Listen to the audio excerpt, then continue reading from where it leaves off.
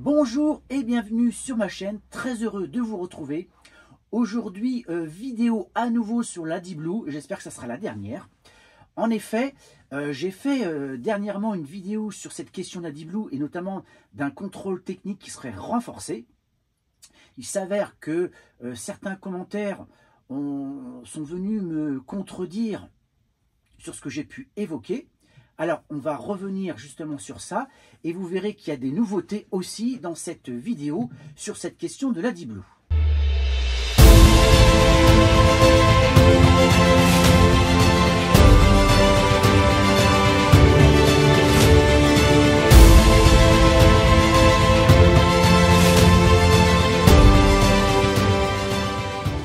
Alors, AdiBlue, entre fausses informations et vraies amendes, on va faire le point sur la réglementation. Les propriétaires de véhicules diesel doivent-ils se soumettre à une nouvelle réglementation sur l'AdiBlue entrée en vigueur au 1er janvier 2025? Le contrôle technique a-t-il été modifié pour détecter les fraudes? Doivent-ils désormais consommer 15 litres d'AdiBlue tous les 10 000 km? Quels sont les risques pour les contrevenants? On va faire le point sur un sujet sensible pour de nombreux automobilistes, notamment nous les camping-caristes. Donc suite aux commentaires sous ma dernière vidéo et aux divergences constatées dans les sources disponibles en ligne, je souhaite donc apporter quelques précisions.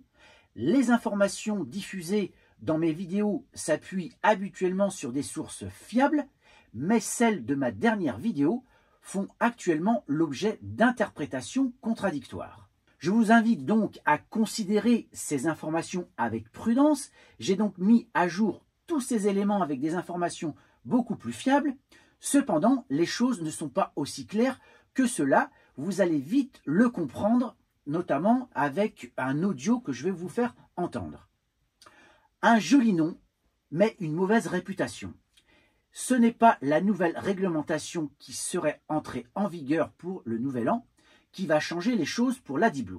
Depuis le 1er janvier 2025, certains propriétaires de véhicules diesel seraient, et je dis bien seraient, obligés à une consommation minimale de ce liquide qui neutralise les oxydes d'azote toxiques et les centres de contrôle technique seraient donc dotés d'outils capables de détecter une désactivation du système. Vous avez sans doute lu dans les médias ces articles qui évoquent ces changements.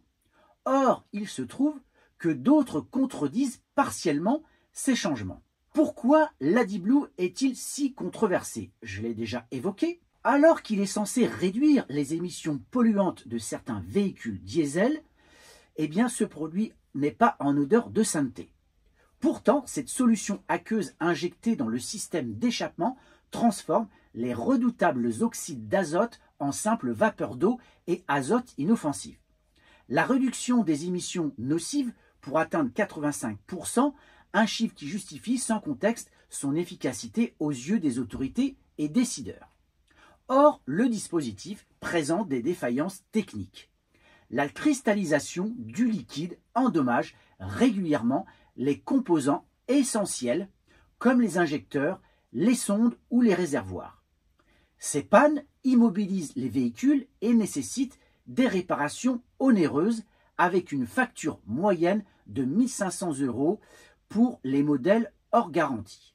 Stellantis avait dû sortir le chéquier pour indemniser certains de ses clients lésés par ces pannes. C'est tout naturellement que certains conducteurs ont eu dans l'idée de désactiver le système AdiBlue de leur véhicule.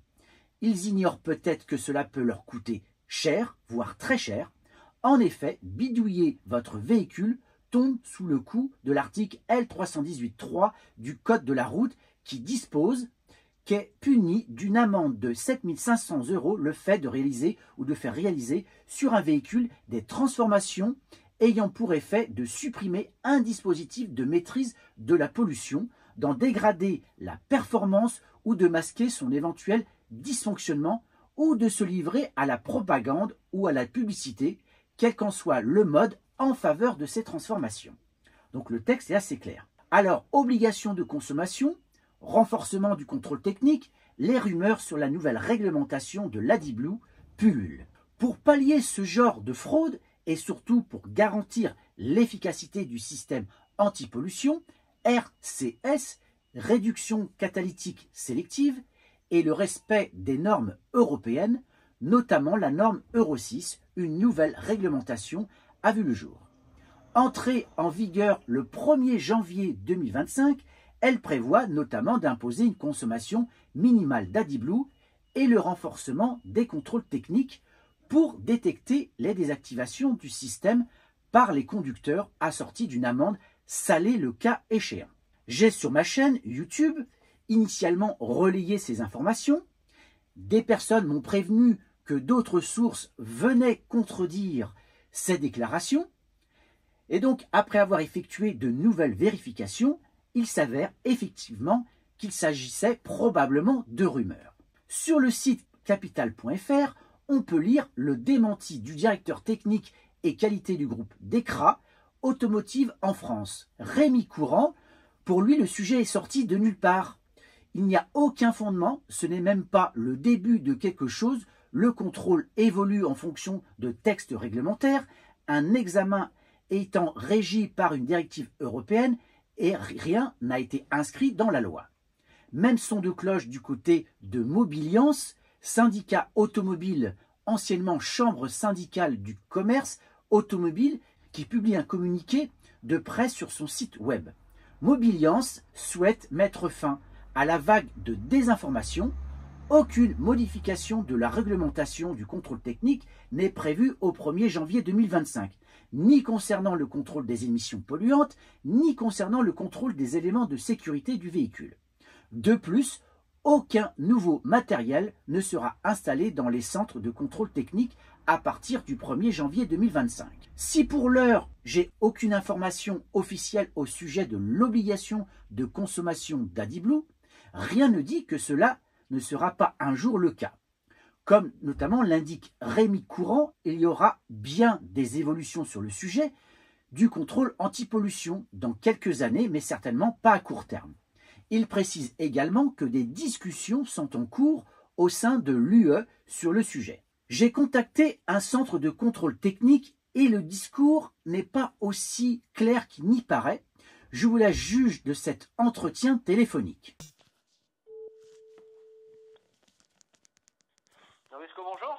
Oui, bonjour, excusez-moi de vous déranger, j'ai une petite question à vous poser concernant l'AdBlue et la modification de certains véhicules qui sont faits un peu en loose day. Je voulais savoir, par rapport à des informations qu'on a pu avoir à la télé, est-ce que les centres techniques vérifient ces modifications au niveau des moteurs?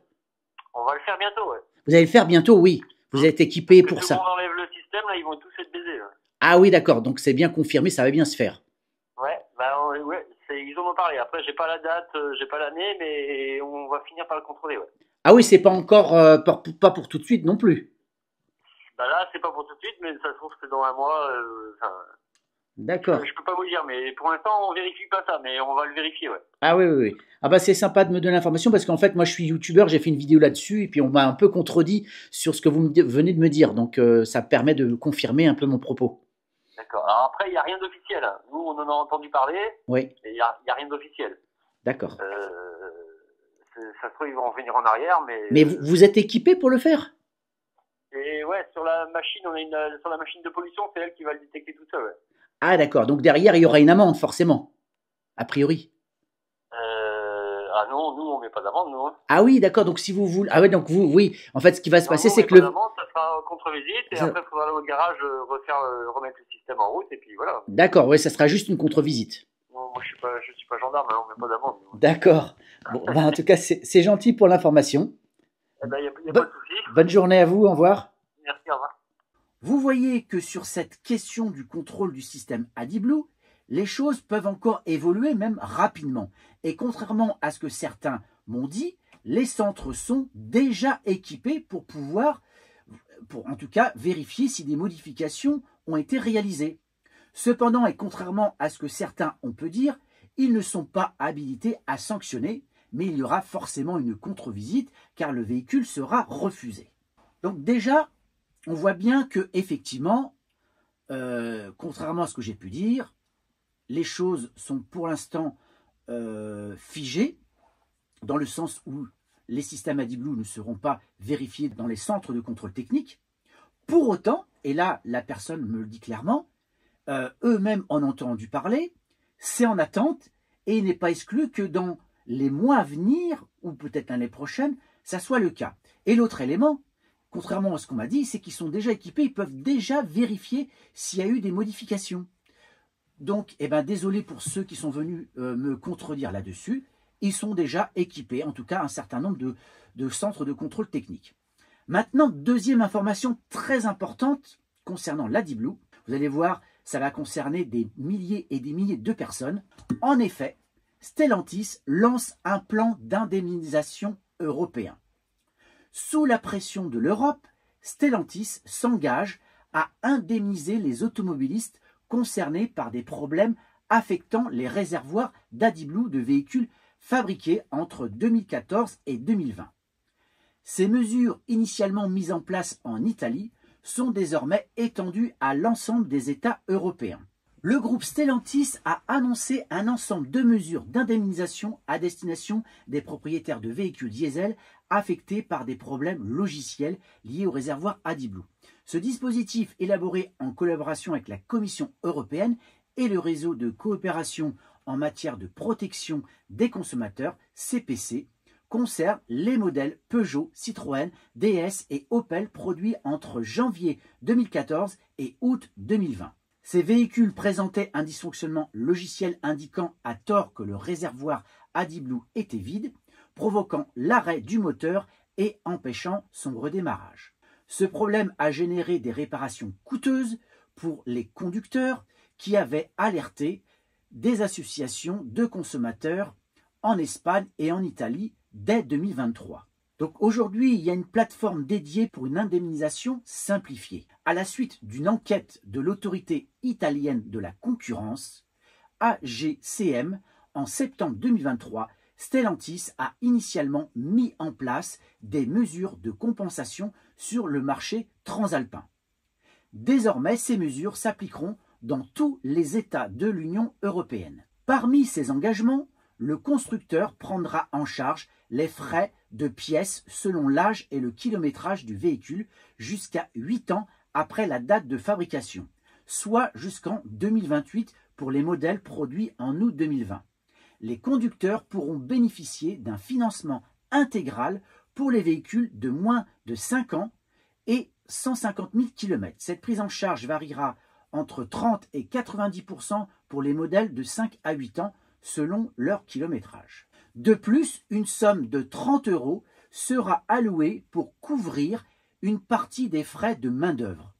Stellantis s'engage également à prendre en charge intégralement les pièces et la main-d'œuvre pour les véhicules subissant des pannes répétées. Pour accompagner cette opération, le groupe automobile annonce le lancement d'une plateforme dédiée dès janvier 2025. Elle permettra notamment aux consommateurs ayant bénéficié de remboursements moins favorables depuis 2021 de demander un complément d'indemnisation. Une formation est prévue aussi pour les réseaux.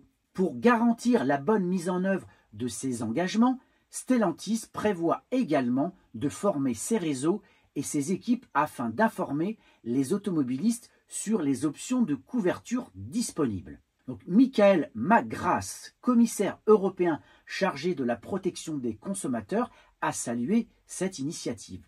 Il salue la conclusion positive d'un dialogue conjoint avec Stellantis qui aidera les utilisateurs concernés à obtenir une réparation adéquate. Et donc, de son côté, l'UFC Que Choisir, qui avait saisi la DGCCRF et la Commission européenne du scandale de l'AdiBlue, a salué cet engagement qui met fin à une inadmissible iniquité.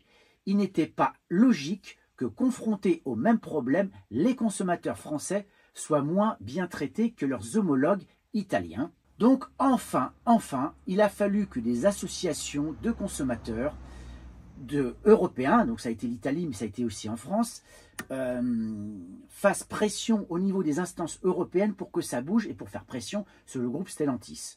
C'est quand même lamentable qu'un grand groupe comme Stellantis, qui connaissait parfaitement le problème et qui avait des retours catastrophiques sur ce système AdiBlue, ne prête pas en charge intégralement ces problèmes. Donc j'espère qu'enfin ce problème d'AdiBlue va être terminé. Donc logiquement, les consommateurs n'auront plus à modifier pour ceux qui le faisaient leur système AdiBlue. Et donc effectivement, peut-être que le contrôle technique n'aura pas lieu, en tout cas sur cette partie-là. Maintenant, attendons de voir, parce qu'on sait très bien que certains ont eu des pannes répétées d'AdiBlue. Alors effectivement, si Stellantis prend en charge, c'est bien, mais si vous avez comme ça une immobilisation à répétition de votre véhicule, à bout d'un moment, vous pourrez très bien en avoir marre. Et ce qui va se passer, c'est que certains vont, malgré tout, vont vouloir modifier une bonne fois pour toutes leur système. Donc, attendons de voir si ce contrôle technique concernant l'AdiBlue va avoir lieu. A priori, on ne sait pas vraiment, même au niveau des centres auto, ils sont un peu dubitatifs. Pour autant, ils en ont entendu parler et il n'est pas exclu, hein, d'après ce que j'ai cru comprendre, que cette vérification soit effective. En tout cas, leurs centres de contrôle sont prêts, leurs appareils sont capables de vérifier tout ça. Attendons de voir, mais j'espère qu'on va être débarrassé de cette problématique. Donc voilà ce que je voulais préciser, clarifier face malheureusement à une fausse information que moi-même j'ai diffusée. Donc je rectifie, je m'en excuse auprès de mes auditeurs. J'espère que là pour vous c'est assez clair. Dites-moi en commentaire ce que vous en pensez, partagez, likez, commentez, surtout abonnez-vous car il y aura encore plein d'autres vidéos à venir. Allez, à bientôt, au revoir.